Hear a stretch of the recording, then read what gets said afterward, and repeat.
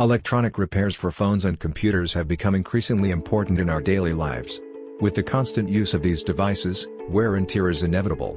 Repairs can range from simple screen replacements to more complex hardware and software issues.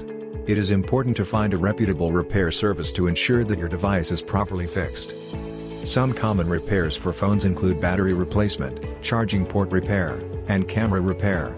For computers, common repairs include hard drive replacement, virus removal, and operating system reinstallation. Proper maintenance and care can help prolong the life of your device and prevent the need for frequent repairs. In addition to finding a reputable repair service, it is also important to consider the cost of repairs.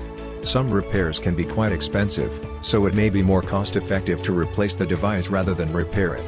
It is also important to back up your data regularly in case your device needs to be repaired or replaced. Overall, electronic repairs for phones and computers are essential for keeping our devices functioning properly.